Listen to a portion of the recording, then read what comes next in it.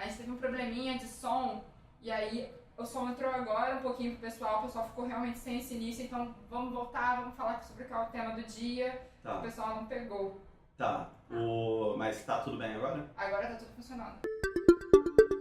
Então, pessoal, o tema é a chuva, né, que a gente viveu aqui na cidade do Rio de Janeiro nesses 2 últimos dias. A gente vai debater um pouco esse assunto que é atravessado por questões tecnológicas, como vai ficar um pouco mais claro ao longo da conversa, né? A gente estava basicamente aqui contando sobre a nossa experiência no dia, né, que foi segunda-feira?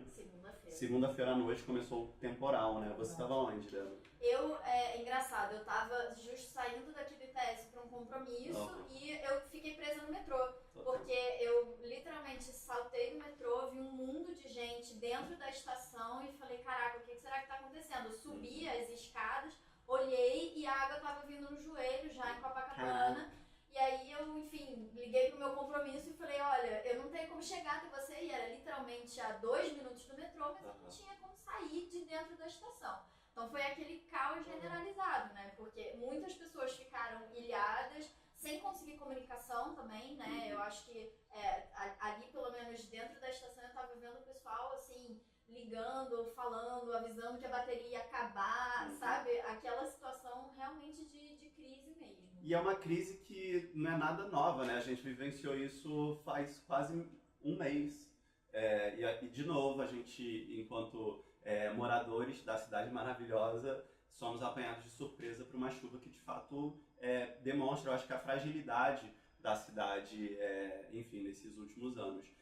E aí, eu acho que uma coisa muito simbólica para a gente trazer para o debate é a notícia que alguns devem ter visto, se alguém puder compartilhar aí com o pessoal vai ser legal, do muro de uma casa em uma favela da Zona Oeste que caiu, e aí jacarés saíram, né? Tinha uma criação de jacarés ali, eles saíram e começaram a andar pelas ruas, assim. Acho que essa é uma imagem tão surreal, parece que a gente está vendo uma ficção, assim, né? Não parece que isso está acontecendo aqui na cidade onde, sei lá, 6 milhões de pessoas vivem. E eu acho que quando a gente compara esse momento com o que a gente estava vivenciando na cidade em 2012, 2013, a gente tem um desencaixe muito estranho, né? E aí que a gente começa a entrar no tema aqui da live, que é o da tecnologia, né? Muita gente não sabe disso, mas o Rio de Janeiro, em 2014, ganhou o prêmio de cidade mais inteligente do mundo, né? Foi um prêmio que foi concedido lá em Barcelona por uma organização que é reconhecida como a principal do mundo também, nesses assuntos de tecnologias para territórios urbanos.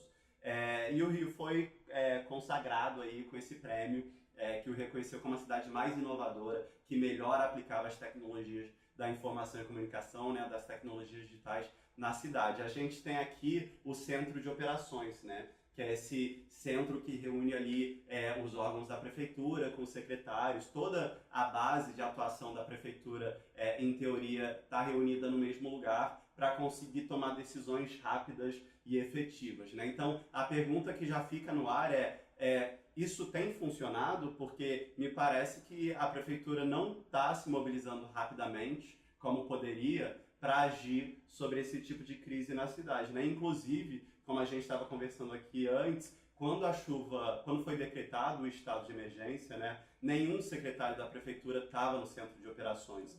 E aí, eu acho que isso é fundamental, porque quando o Rio ganha o prêmio, né, em 2014, e aí o Eduardo Paes nessa época dava palestra lá fora, falava no TED, ele tem uma palestra de 2012 muito importante no TED Talks, né, que é a principal conferência sobre tecnologia e inovação do mundo. O Rio era visto como o case de sucesso assim, mundial. E aí, a partir disso, quando o projeto começa a se desarticular, o Rio desaparece do debate internacional. Assim, ninguém mais olha para a cidade do Rio de Janeiro. Mas eu acho que a gente deveria continuar a olhar, porque eu acho que o Rio é um caso muito legal para a gente entender quando a tecnologia também dá errado. Ou seja, o Rio é um caso muito importante para a gente entender que um bom governo não se faz só com boa tecnologia, né? A gente precisa de uma governança também. E vice-versa, né? Porque o core ainda existe, a estrutura, né? E toda a tecnologia está lá, mas se você não tem efetivamente as pessoas, né, que saibam manejar aquilo ali, de que adianta, né? Ter toda a infraestrutura para fazer esse tipo de planejamento, né? De contingência em situações de crise, se a gente não tem governantes que estejam antenados e utilizando a tecnologia tecnologia da melhor forma possível. Exatamente. Prioridade também, né? Eu acho que a gente tem passado por um momento também que é muita tecnologia sendo disponibilizada, mas também pouca prioridade de como utilizar essas tecnologias de uma forma que elas sejam realmente efetivas, né? E que elas façam com que a comunidade também participe desse processo. Uma coisa interessante que a gente estava comentando é que há um tempo já, não só desde o mês passado, mas há bastante tempo que a gente já vem tendo esses casos de chuvas frequentes no Rio de Janeiro, e esse momento caótico que perdura 1, 2, 3 dias, a gente tem um duplo processo de comunicação também, né? A gente tem a mídia sempre trabalhando de uma forma claramente muito forte. Ontem, por exemplo, foi uma veiculação assim, de quase 14 horas direto passando sobre o cenário, mas sempre numa perspectiva de uma hipermediatização do momento e nunca com muitos processos pós, sabe? Existe esse cenário na nossa mídia também que não existe um acompanhamento. E por outro lado, a gente tem visto uma sociedade muito participativa em termos de criar esse mapa da cidade.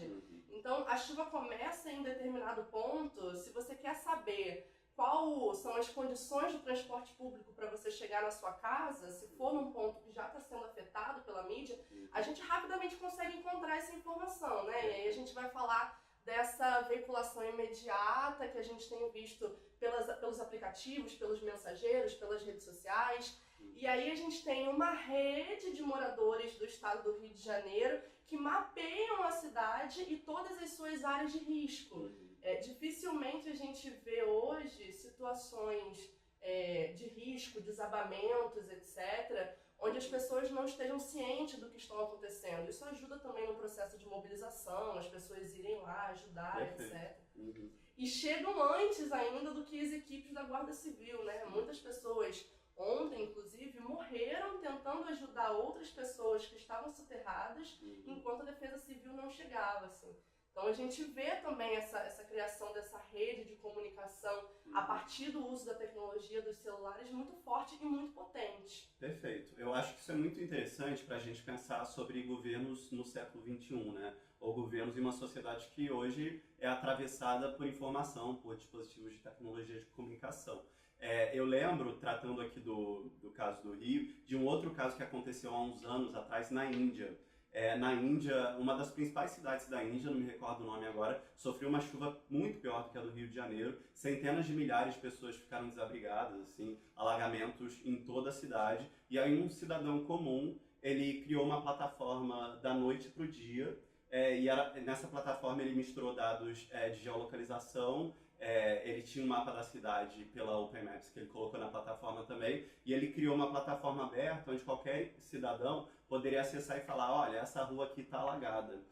E aí, pô, genial, né? Eu acho que é disso que a gente está falando quando a gente está falando de uso de tecnologias para combater esse tipo de crise que a gente vive aqui na cidade do Rio de Janeiro e em outras cidades também. Mas o mais interessante é o que aconteceu a partir disso, porque a prefeitura começou a usar a plataforma dele para distribuir as equipes, assim. Então, eu me pergunto, eu acho que isso fica claro hoje, mais claro do que no mês anterior, onde a gente vivenciou a mesma coisa, que a tecnologia por si não faz governos melhores, né? A gente precisa entender que o paradigma das tecnologias digitais não é o paradigma de ter um computador legal num centro de operações bonito, com telas gigantescas, mas sim você entender o que esse novo momento representa na relação de cidadãos e governo, né? Não é uma relação assimétrica, onde você tem os governantes que estão de um lado, que estão ali dispostos a atender uma população passiva de outro lado. A gente tem hoje um pool de informação e uma possibilidade de contato que deveria ajudar a combater esse tipo de problema, né? Certamente, e assim, isso que você está falando, Vitor, eu acho que é essencial, porque muitas vezes, né, a reação que as pessoas têm é de uma cobrança direta, né, ao Estado. Então foi o Estado que falhou, foi o Estado que não atuou da forma como deveria atuar, e com certeza. Mas em complementariedade a isso, a gente tem que pensar qual é o poder que a população tem nessas horas, né, de poder também ser, enfim, ator dentro desse cenário e não só esperar de uma forma, enfim, passiva qualquer uma dessas informações, né? Então, se a gente pensar, por exemplo, até em mecanismos que são do governo, mas que na verdade dependem da população, como o DISC 1746, né?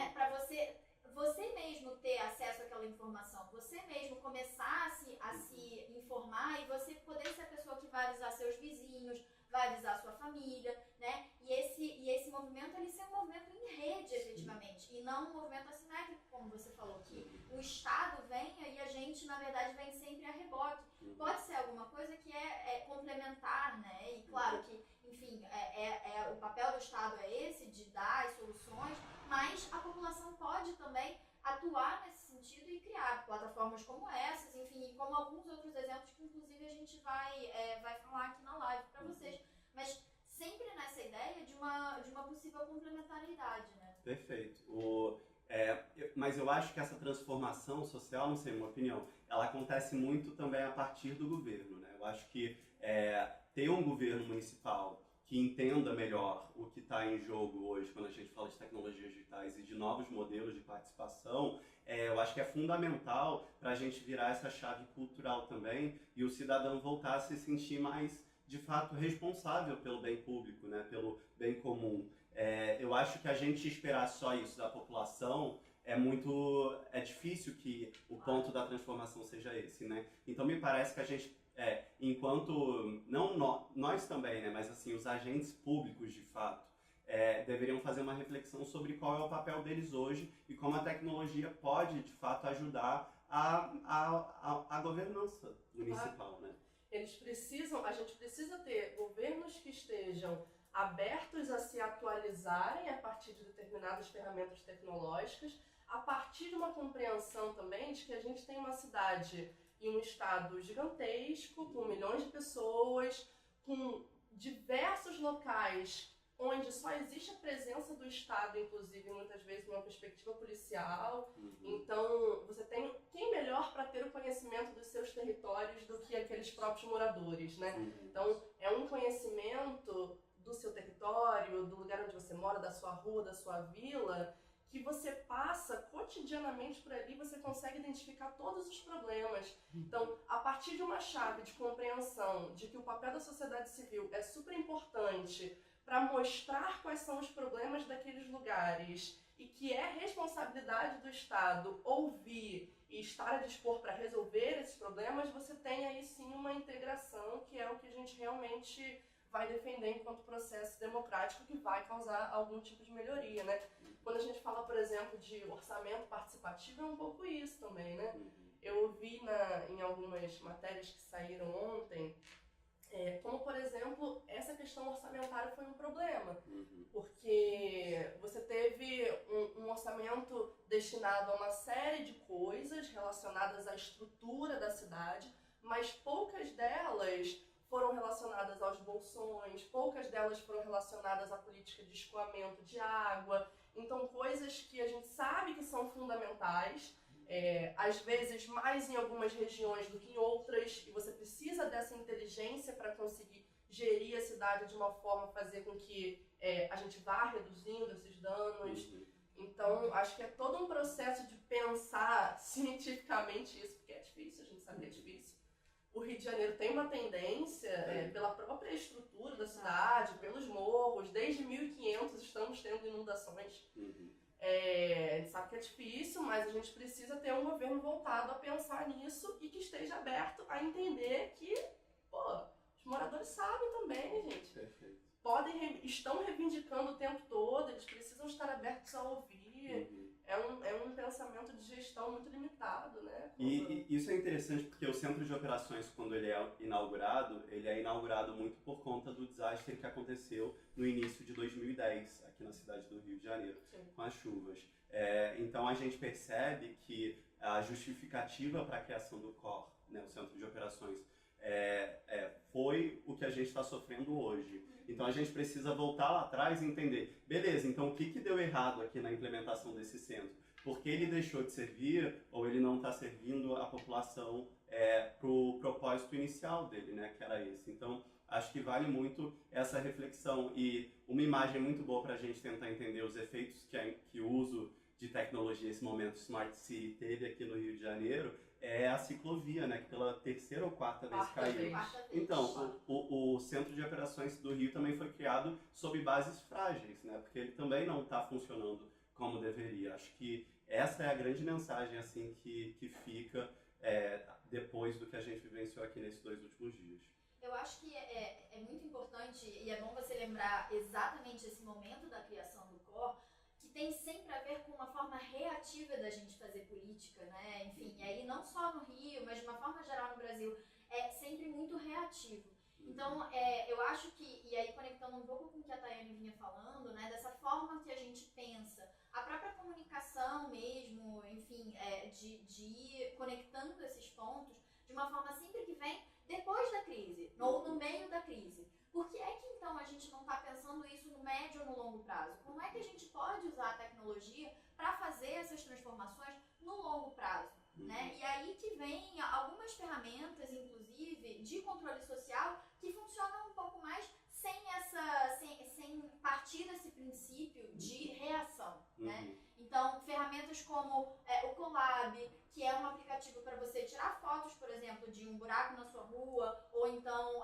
um poste que caiu o fio, etc. E aí você já conecta diretamente com o órgão que é responsável para resolver aquele problema, para que então o órgão possa resolver. É uma forma da gente, de novo, multiplicar quem são esses atores que estão vendo o problema e principalmente a população que está no território, que conhece os problemas, que conhece e está mais próximo daquilo ali e que pode fazer esse controle social a médio e longo prazo para que isso não seja algo que aconteça só no momento da crise, mas sim conforme, enfim, os mandatos estão se desenvolvendo, conforme a vida está seguindo, né? O de prevenção, né? Exatamente.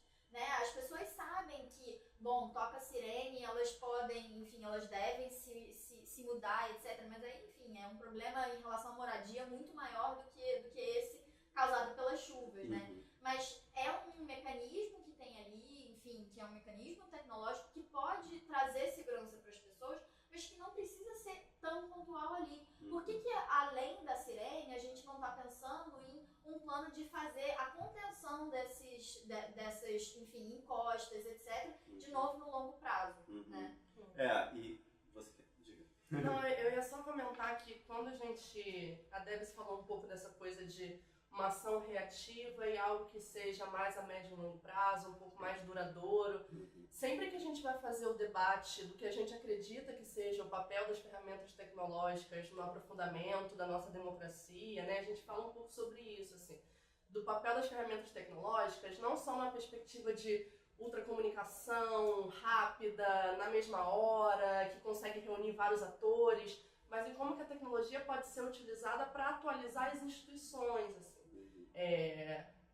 Coisas, espaços sólidos, né, que servem como ponte do governo, da população. E aí quando a Debs traz essa ideia de ser algo onde a população pode ajudar a prevenir essas chuvas, pode ajudar a saber onde as obras estão sendo mais emergenciais do que em outros lugares, a gente está falando sobre uma tentativa e talvez um processo que retomasse de alguma forma o próprio sentimento de representação, o próprio sentimento de confiança, de democracia, de que a gente realmente vive numa democracia. Então, tudo que a gente debate sobre a dificuldade que a gente tem hoje de conseguir fazer com que as pessoas acreditem e confiem, participem de processos participativos, muito também por uma não abertura do governo em muitos desses momentos de criar mais pontes, mais alternativas, mais oportunidades, né? E nunca foi tão fácil criar essas pontes, né? Eu acho que o ponto todo é esse. Exatamente.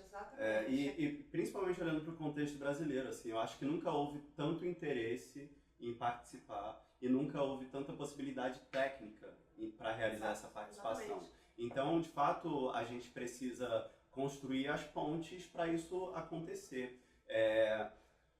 Eu acho muito engraçado, porque o Crivella, ele deu uma entrevista, se não me engano, ontem, fazendo um meia-culpa, né? E falando que eles, desde o último desastre que aconteceu aqui, que foi quando? Foi em março? Foi em fevereiro. Finalzinho de fevereiro, né? Eles fizeram um plano ali de ação, só que não conseguiram executar. Então eles não foram rápidos o suficiente para executar esse plano. Me pergunto se a população foi de fato ouvida para desenvolver esse plano e os motivos dessa demora, assim. E mais do que isso, eu me pergunto se agora que a gente está deixando de estar na época de chuvas, né, se esse plano ele de fato será executado, né? Então acho que o eixo dessa conversa aqui de olhar também para o que vai ser feito pós chuvas é muito importante para a gente entender o que a gente quer aqui do governo do Rio de Janeiro. Então vale a gente também, enquanto cidadãos, olhar para todas essas tecnologias que a gente tem para entender como a gente pode pressionar o governo, né? Para ter uma estrutura mais sólida para, enfim, para evitar esse tipo de coisa que aconteceu aqui no Rio de Janeiro.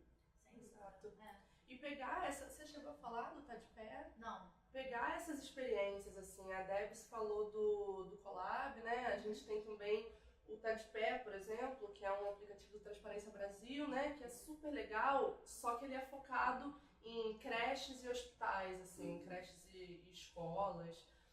Então, cada um pode pegar esse aplicativo, olhar para uma obra que esteja parada, ou seja, um serviço público que deveria já estar sendo oferecido pela população, de educação ou de saúde, e que não está porque a obra está parada. Então, a população tira uma foto daquela obra, essas fotos elas são analisadas por um engenheiro, e se realmente for comprovado de que não, essa obra era para estar acontecendo, ou essa obra já está embargada, já era para ter demolido e começado a construir de novo, eles vão e pressionam as autoridades responsáveis de uma forma bem incisiva para que, enfim, aquela obra volte a acontecer. Então, é um outro exemplo também de controle social, um outro exemplo de trazer essa participação política e a tecnologia para o cotidiano, para aquele momento onde você está indo pegar o trem e você passa por um lugar onde era para ter um serviço ali, ou onde era para não ter mais uma encosta prestes a desabar, ou onde era para ter um poste sem fio exposto,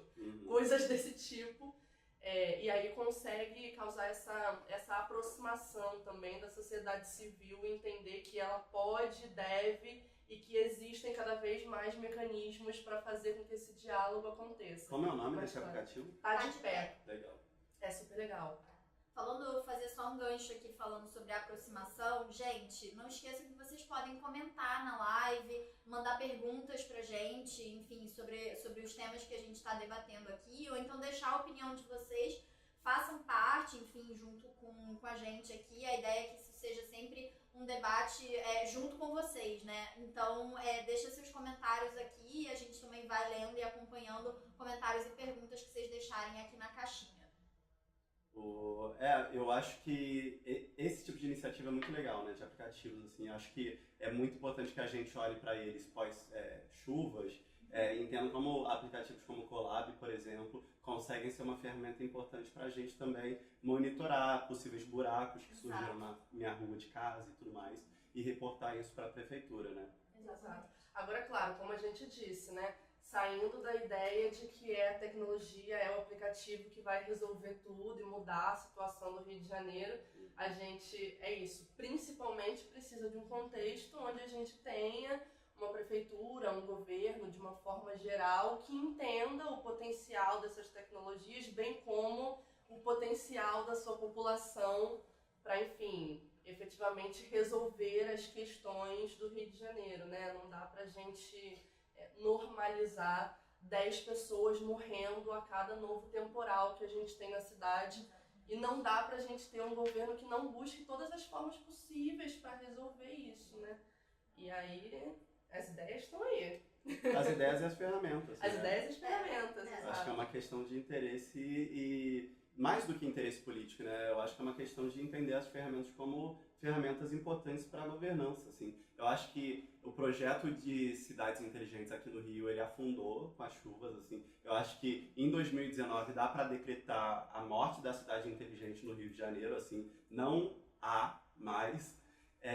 Mas acho também que o que isso indica quem afundou junto, talvez, é o tipo de político que se acha o político que vai servir a população numa relação totalmente unilateral, numa relação tecnocrática, né? Aquela ideia de que eu sei o que é melhor para o povo, assim. Eu acho que hoje o político ele tem que ser encarado muito mais como uma espécie de facilitador, de coordenador de comunidades, do que de uma pessoa que está ali para prestar para governar numa relação totalmente assimétrica. Exato. E se a gente pensar também que quando a gente fala em cidades inteligentes, não significa uma cidade permeada por tecnologia. Ela também é uma cidade com pessoas que atuam como cidadãos de forma inteligente, né? Então, essa complementariedade que a gente estava falando, né, de como as pessoas podem usar a tecnologia, de como as pessoas podem, enfim, pressionar os políticos para fazer mais, né, dos processos de decisão, dos processos democráticos,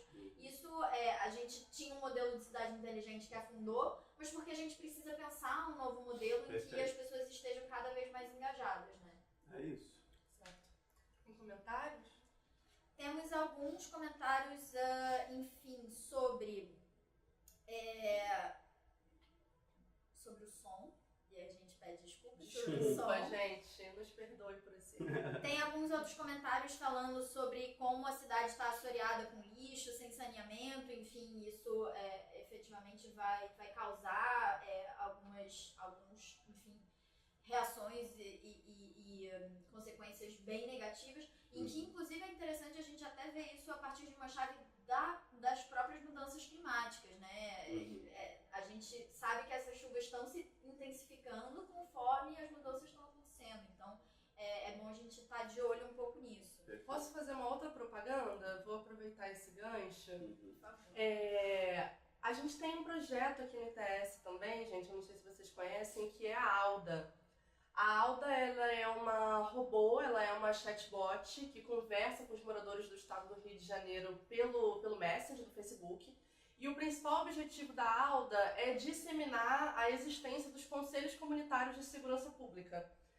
Isso é muito interessante a partir de uma chave de que a gente cada vez mais compreende que segurança pública é uma gama de questões, né? É claro que uma encosta que está prestes a desabar ou uma quantidade de lixo absurda que está atrapalhando a saída de um bueiro é uma questão de segurança pública, porque quando cai a chuva as pessoas morrem.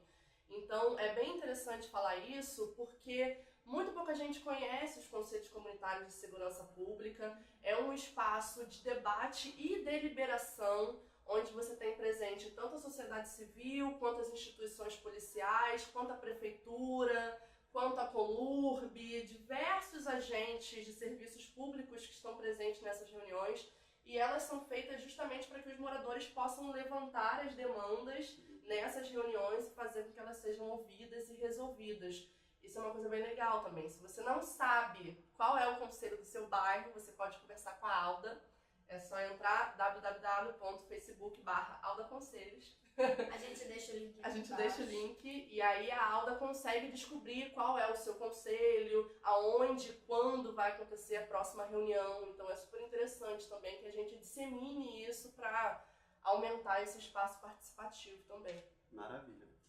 É isso? É isso, gente. Fechamos? Vamos todos para casa agora munidos do nosso guarda-chuva, né? Sim.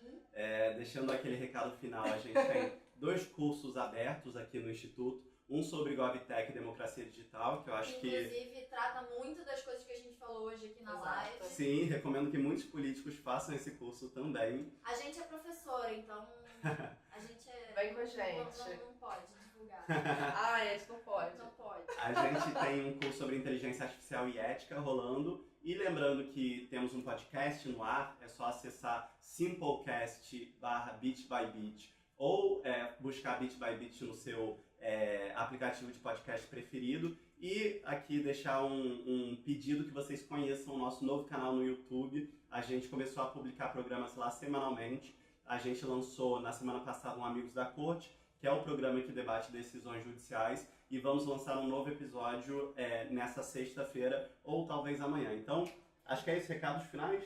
Super. Fechou. É isso. Maravilha, gente. Obrigado pela participação. Obrigada, gente. E até semana que vem. Até semana Nos que vemos vem. em breve.